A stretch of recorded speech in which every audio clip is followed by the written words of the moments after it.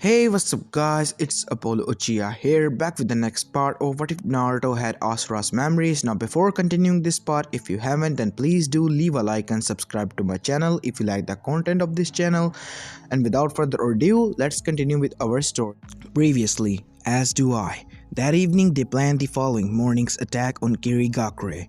Sayuri would take on the whole loyalist army by herself, while Mei and her subordinates would focus on taking out Yagura. Whichever person finished first would go around to the other and help finish off the enemy. Sayuri stayed up at night to polish her swords in preparation for the upcoming battle. While she was cleaning the Tenpachi, she received a visitor, Chojiro, one of the 7 swordsmen of the mist. He was Mei's right-hand man, but despite his ability, he was a shy individual. Chojiro asked meekly and politely if he could see the Tenpachi. Seeing that he was fascinated with her sword, Sayuri handed her blade over with an amused expression. The master swordsman studied the tsurugi closely, keeping it at a distance as if he was afraid he could taint it. The Uchiha restrained herself from laughing at his face as his mouth went wider and wider by the second in awe and reverence. This craftsmanship is so exquisite. May I ask, who was the swordsmith Chojiro acquired? Sayuri replied, his name is Shino Akeba, and he is the master blacksmith of Nami no Kuni. The black-haired girl replied to the blue-haired man. The blue-haired man returned the Tenpachi to its owner. Thank you for allowing me the great joy of holding your sword. It is definitely comparable in quality to one of the 7 swords of Kiri, and perhaps I should pay Nami a visit, and after this is over, well then, I shall not disturb you any further. Sorry for intruding. Sayuri shook her head. No problem there. See you tomorrow. The man left her to resume her sword polishing. The following day would be exciting, and she would hardly wait for it to begin. The Uchiha returned her sword to its sheath. She then unsealed a small black box from her scroll and opened it. Sayuri smiled fondly at the earrings within as they filled her with a sense of nostalgia. They were gifted to her by the person she loved most, so she supposed that it would be treated as a good luck charm for tomorrow. Well, not like she needed any luck, but it was always good to have the feeling that he was by her side. The next morning, the rebels planned to move out, dropping around to the back of the village to take out Yagura. Meanwhile, Sayuri boldly came by the front to deal with the loyalist army, who, as expected, had come prepared. This was such that they were fighting in lands in front of the village, rather than the village itself. That was also fine with the Uchiha, as Mei didn't want Kiri to be destroyed either. At this point, they were on a great expanse of grassland that ran for miles. Rolling hills dotted the background far in distance, and the sky was similarly marked with clouds. In both senses of the word, it was clearly a campaign, both an open, level countryside as well as battlefield. On one side stood the loyal men of Yagura, soldiers of the Bloody Mist, an enforcer of oppression. There were 10,000 of them, so it seemed rather ridiculous that they were fearful of a single person standing on the other side of the plain. The girl was anything but afraid. She never felt more alive. Her blood was pumping and her body was ready for action. She only hoped that these Kirinin wouldn't disappoint her and would actually put up a fight. Uchiha Sayuri, we the shinobi of Kirigakure hereby issue an ultimatum, declared who she presumed was the commander. Surrender now or we shall use lethal force to end you. The answer they received was a scornful laugh. How about this? I came here to fight you all, so surrendering kind of ruins that. Let's not waste more time and let's get started, shall we? Sayuri stood there as the sun shone, casting its radiant glow on her face and illuminating her beauty of all over for everyone to see. Like the environment, the Uchiha's right eye brightened, as well as bloodily from pitch black to a deep vermilion. Their tomo spun hypnotically in a ring around her black pupils and gleamed in the early morning sky. A sudden wind blew across the field and made her hair sway. One of her bangs flew aside, revealing her left eye, which was way more terrifying than her right. Its regal periwinkle glow, coupled with the concentrating rings and its 6 tomos, sent out only a single word: power. The Uchiha smirked. Well then, it was time. She took a step forward. Despite their numbers, many soldiers gulped. Then another step, and another. Some began praying to their respective deities, and all were sweating, even though the battle had yet to begin.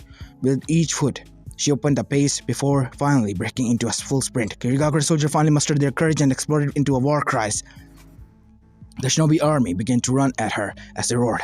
The commander cried, "Whatever you do, never look directly into her eyes," saying it was one thing and doing it was another. It was difficult to fight an enemy whose face you couldn't look at, and besides, it wouldn't make much of the difference anyway. Sayuri tore through the enemy's ranks like a hot knife through a butter, blasting the first 100 or so men aside into a flash of blue.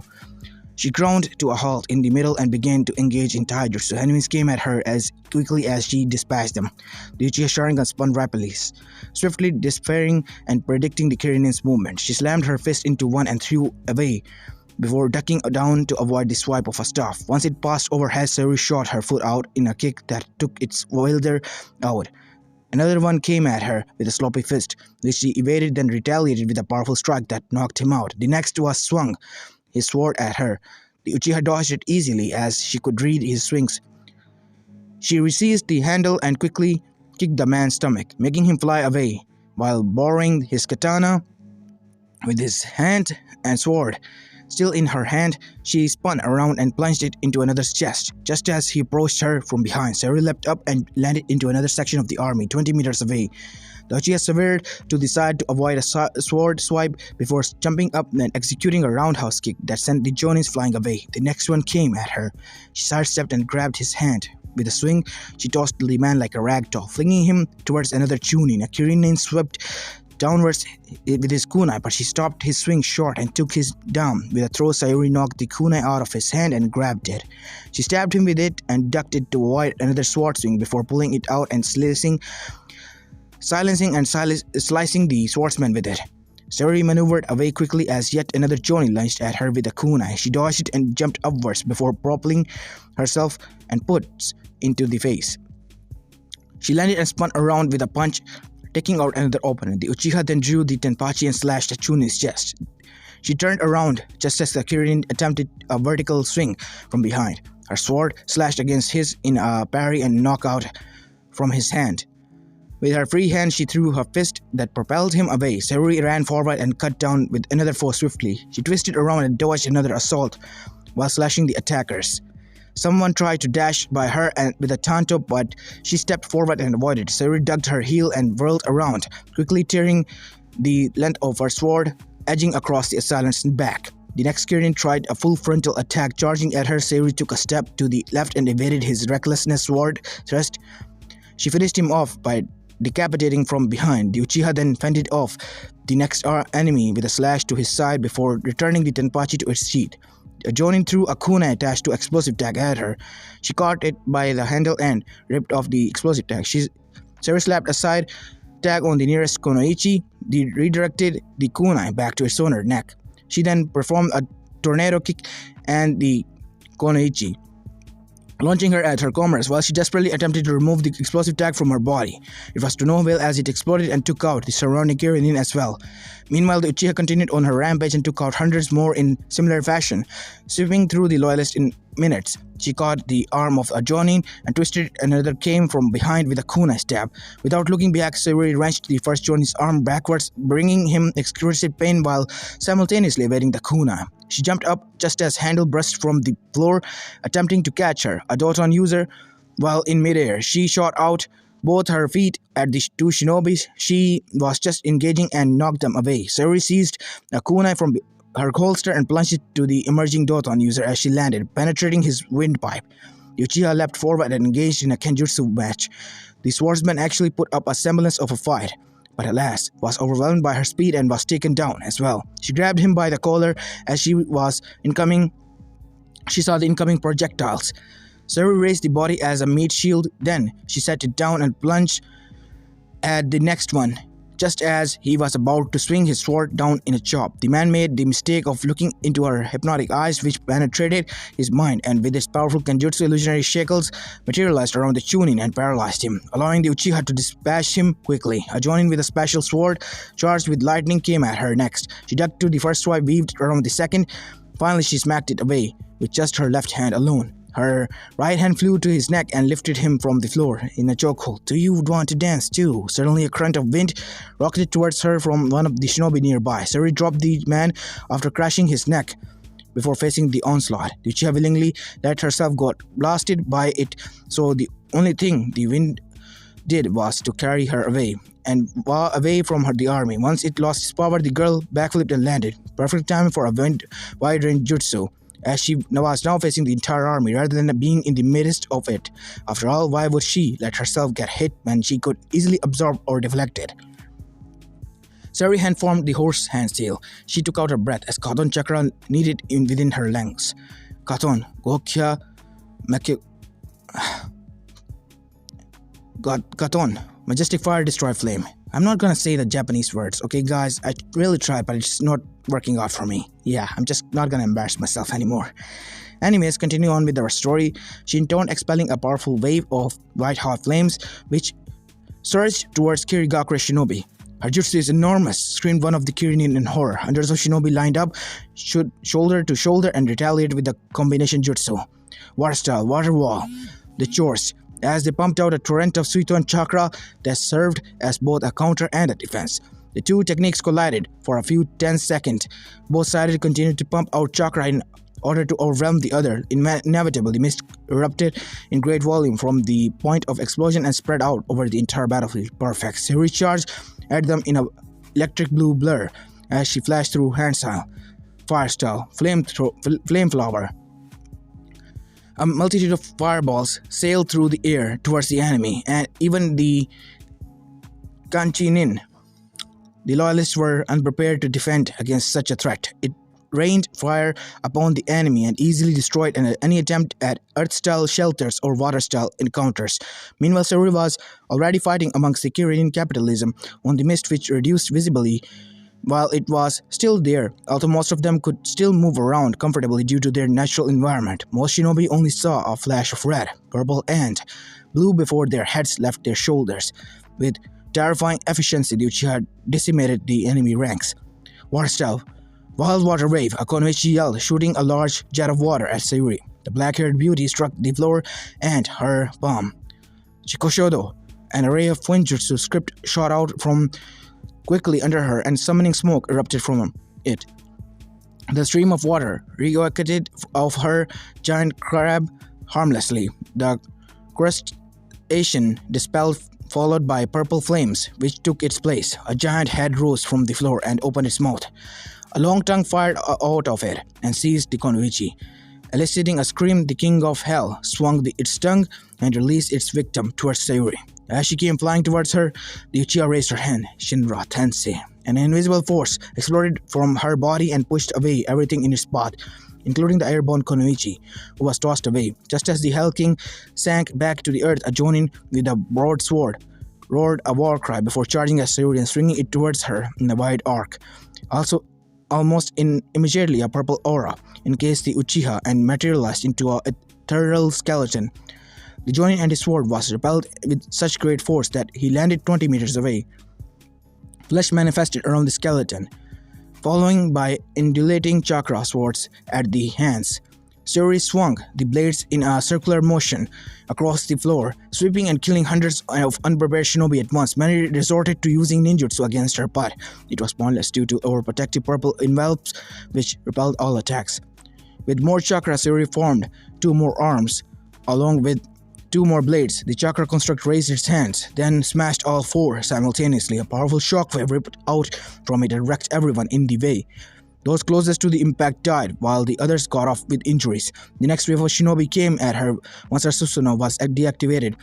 On purpose, she ran at the nearest one and jumped up, applying a fly kick to his face. Sayuri pushed off and flipped onto the shoulders of Genin, forcing him down onto the floor before punching him with enough force to knock him out. A blade was swung at her, but she caught it a silenced hand before it could contact.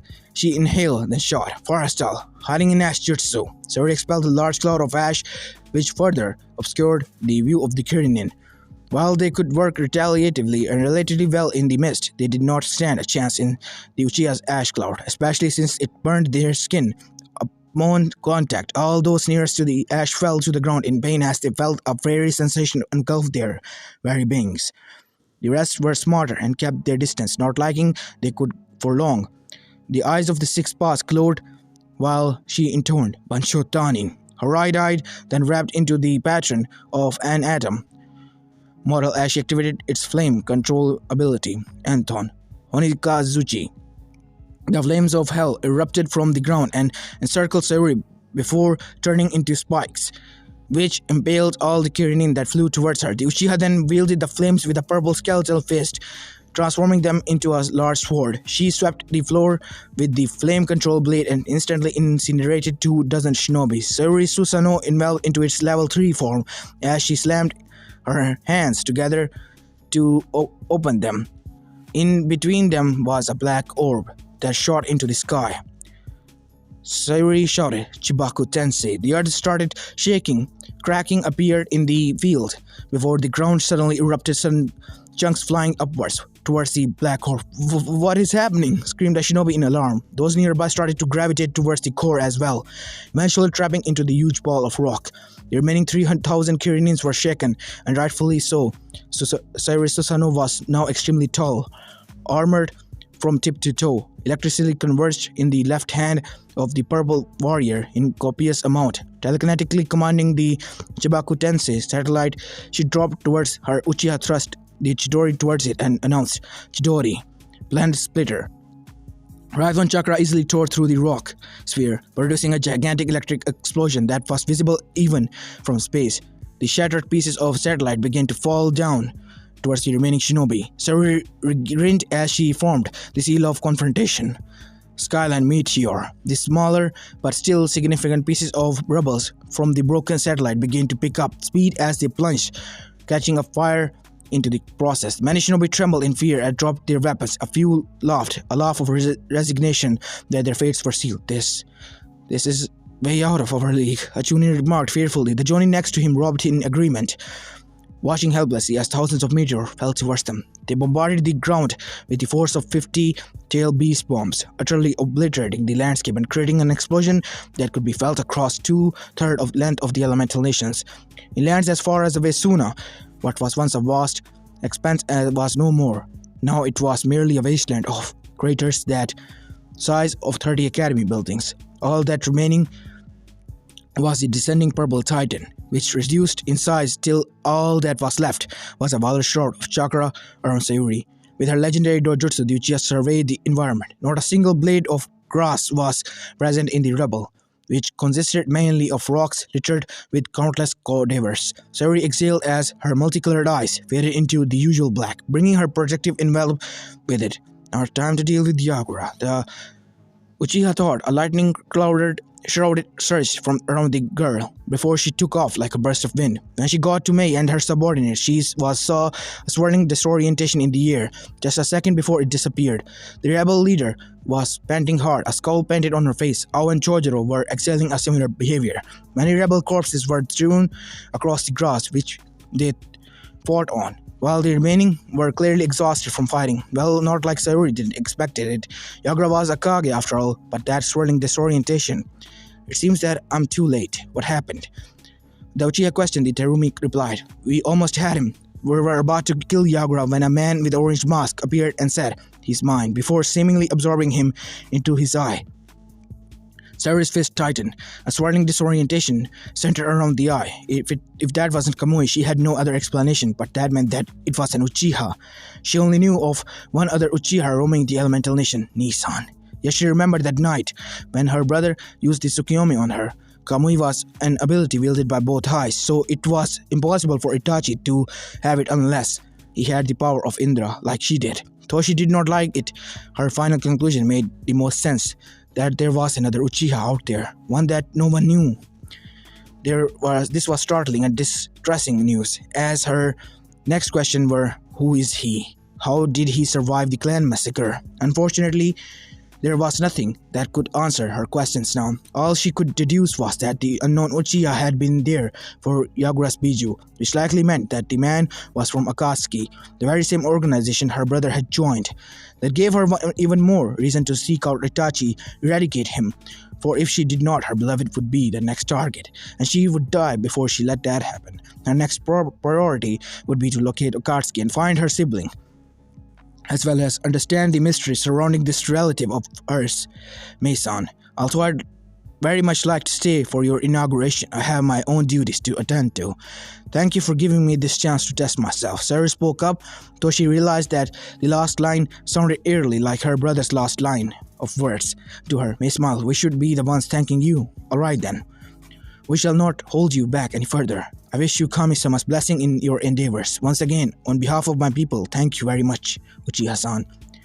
Sari replied as her form began to radiate a shroud of lightning. You're welcome. With that, she disappeared without a trace. With Naruto, these bastards will pay, the blonde swore as she rushed into the direction of Deidara, and Sasori impatiently. With his team, an old lady from Suna, Chiho followed closely behind. The grandmother of Sasori responded, Child, I understand your urgency, but it would be wise to calm down before you engage the Akatsuki.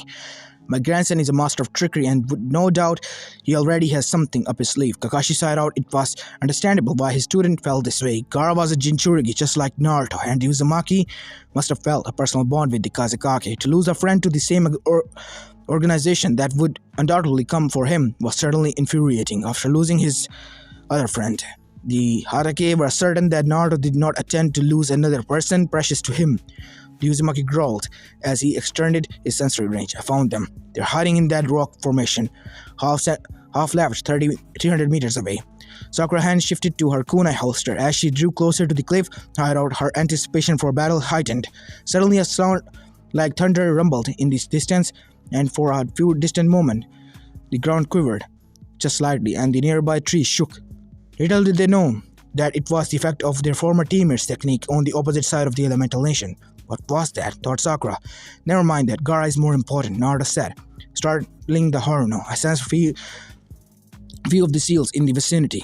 We should proceed with caution. Warned Naruto as he deactivated 5 seals imbued with chakra around the rock formation. It was probably a barrier of some kind. Kakashi asked Uzumaki to make a shadow clone, which will go to scout. Boss, if the 5 seal barrier, the Kagebunshin reported mentally. Summon 4 more clones to decimate it. The original ordered. Hi. Sakura, could you do me a favor? Asked Naruto. Did you pick up super strength from Tsunade? The tone in his voice and his respectful honorific told her that he was serious. Yes.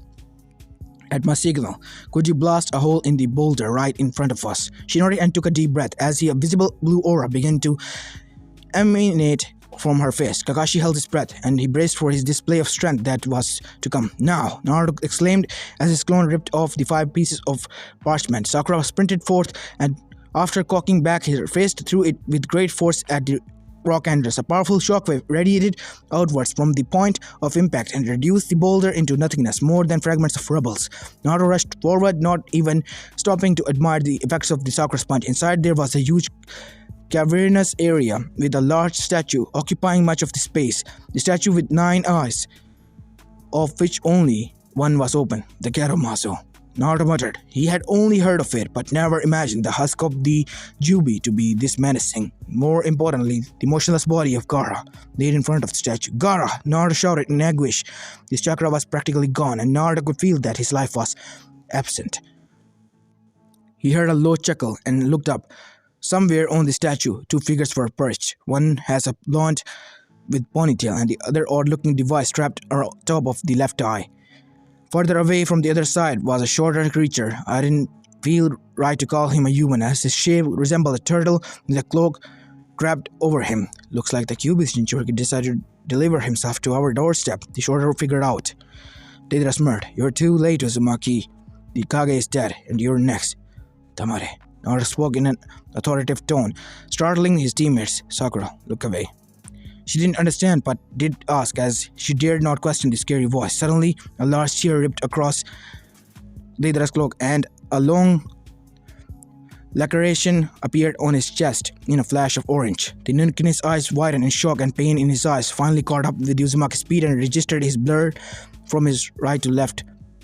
Not a second later, Naruto had already fired a kick at his core, propelled the bomber to the other end of the cave. Naruto flicked the blood off his legendary blade before sheathing it and sealing it. Sakura, you can look now, Naruto said before jumping down after Deidara, who had just removed himself from the small crater he had formed. The man blew a hole in the ceiling with one of his bombs and escaped atop his clay bird. Kakashi quickly ordered, well, let's Naruto deal with Deidara while we deal with Sasori. Sakura nodded and turned to face the shorter figure, who was no doubt a puppet, with Naruto Uzumaki ascended to 6-part Sage mode in a fraction of a second and flew after the airborne Akatsuki member. "You're not getting away," yelled Naruto. Deidara wanted so desperate to give a but knew that only a Wrangled scream would emerge from his mouth due to the agony from the sword strike he had received. Instead of opening to mold a destructive fleet of explosive birds, he chose. They left his hand and homed in on Uzumaki. The Uzumaki flicked his finger, causing the Gudodama to manifest as thin rods that intercepted with each bird.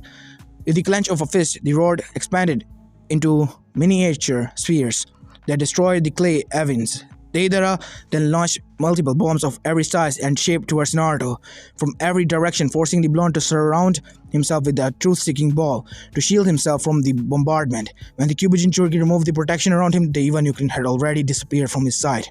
Though his eyes could not detect him, Naruto's sensory range proved far more useful in finding the missing nin. The Nuclean was behind him and approaching fast. Deidara should have known better than to attempt outmaneuvering the Konoha nin, especially since he could fly independently while the bomber was less nimble due to his reliance on the bird. Naruto dodged as the Eva Nuclean flew past. The bomber flung on an explosive straight at his face, but Naruto deactivated his Rikodo Senjutsu and plunged towards the forest below. A wooden plate burst from the ground directly below Naruto, who flipped and landed on it. He jumped off it, taking a springboard while weaving a sequence of hands with Mokutan. Cutting spring jutsu, the Uzumaki intoned as he landed on the grassy floor. The pillar he was previously on turned into a machine gun, its surface bristled with wooden spikes that launched themselves at the airborne Akatsuki member. And unbeknownst to him, was slowly guiding him into Naruto's line of fire by forcing him to evade them in a particular fashion. The Uzumaki right arm glowed as orange chakra coalesced into a single point, before expanding into a giant Rasengan with 4 giant chakra blades protruding out of the center. This was the most powerful variation of his new technique, the Rasen Shuriken, augmented with Asuras chakra, which gave it its characteristic gladium hue. The loud screeching sound finally caught Deidara's attention. Amidst trying to evade the wooden projectiles. "What the?" "Sage Arts, Rasen Shuriken," Naruto yelled as he hurled the massive chakra Fuma Shuriken at the other blonde. It sliced through the air quickly and headed straight towards the Nuclean, who quickly swerved aside to avoid it. However, the Rasen Shuriken expanded rapidly at Naruto's command and detonated in midair, catching Deidara off guard and blowing him out of the sky. The man crashed into the grass near Naruto, who closed the gap quickly and stabbed him with a kunai. A voice from behind smirked. "Katsu." The Deidara that was stabbed quickly revealed to be a clay clone and take out the Uzumaki in process. Naruto shattered into a million wood splinters, prompting the Nuclean to realize that something was amiss. "You seem to love the explosion very much. Try this." The real Naruto shouted. He launched an explosive shadow clone at Deidara, who quickly slammed his hands on the floor. Earth-style mud wall. From the ground, a large rampant rose to shield the Evanin from the incoming ballistic missile. The ensuing blast rocked the wall harmlessly, merely causing a few fractures into the reinforcement wall. The Uzumaki hands then came together in the snake hand seal. Wood-style, secret jutsu, T-force emergence. Almost immediately, the ground began to quake as hundreds of tree trunks sprung from the forest floor, branching quickly, drew from them. The main stems rapidly and expanded into the humongous trunks from which were more branches sprung. Some began to ensnare Deidara, who tried in vain to escape. Woodstall, T-Forest Bloom. Naruto muttered, causing pink forests of tremendous size to bud. Their petals unfurled and released a haze of yellow pollen onto the Eva Nuclean, who succumbed to the incapacitating agent. The Uzumaki gaze hardened as he sent some airborne minute plants oversized Deidara's system to fertilize, allowing them to grow exponentially with some chakra. "You will rue the day you killed my friend," Naruto said darkly, without earshot of Deidara. As Naruto returned around and walked away, plants of toxins proportionally burst out of Deidara's body, causing it to explode before the Nuclean could even fall unconscious. There was no time to scream as blood splattered against the trunks of the massive tree that ruminated the curse of hatred toward Asura in Naruto's mindscape. "Anija, I will not lose." With Kakashi, they had finally killed Sasori of the Red Sen. The rock formation they had previously been in had been devastated, by his massive puppet army, as well as the third Kazekage's iron stand. And all that was left was now Derby's and scattered machine parts. Even the Geromasu was gone. Kakashi extracted the corpse of the fifth Hokage and set it on the floor just as Naruto arrived. Chiyo spoke, "Don't fret, child. I am prepared to give my life to bring back Gaara-sama." Naruto's eyes widened as did Kakashi and Sakura. How? The puppet knelt down next to the body of her late leader. "I will transfer my life force to Lord Gaara. Please tell him that I entrust the legacy of Sunagakure to him and the world to you all, the next generation." Reanimation jutsu. Naruto opened his mouth to talk but couldn't speak, nodded and observed with a solemn silence as the old lady hands glowed green. Without warning, Gaara's eyes flew open, and the next moment, Chiyo collapsed. The redhead gasped, "Chiyo-sama, Naruto, what are you doing?" The Uzumaki adapted the Kage on the situation as he helped him up. Once he was done recounting, Gaara said, "Thank you very much for your service, Konoha. It is greatly appreciated. My village will now have to mourn the loss of the great elder." The blonde nodded his head in understanding. "Stay safe, Gaara. You too." Land of Fire. 2 days later, two figures cloaked in black and red clouds were strolling casually along the border. One of them had just cashed the bounty for a higher wanted target and was gleeful counting the money he had earned. His partner had the bored expression on his face. In his right hand, he carried a giant red scythe, suggesting that he was ready for the battle and in fact was looking forward to a lot of bloodshed. "Seriously, Kakasu, enough with that money already." The silver-haired man complained, "Shut up, we're both entitled to what we want. I want money. You enjoy killing. Plus, we're being followed, so you might as well as go get some action." The other man replied as he kept his money. "Huh?" He then turned around, for he did not notice the presence earlier, which was honestly quite stupid since the person was right behind and barely bothering to hide her presence. "Who the heck are you?" The black-haired girl pulled off her cloak and tossed it aside as her left hand ripped her sword out of a scratched scabbard. "My name is Uchiha Sayuri, and you two will be answering some of my questions. As this is where I'm going to be leaving this part of, guys. I hope you like this one, and if you do, please leave a like and subscribe to my channel. As this is Apollo Uchiha, and I'm signing out. Peace.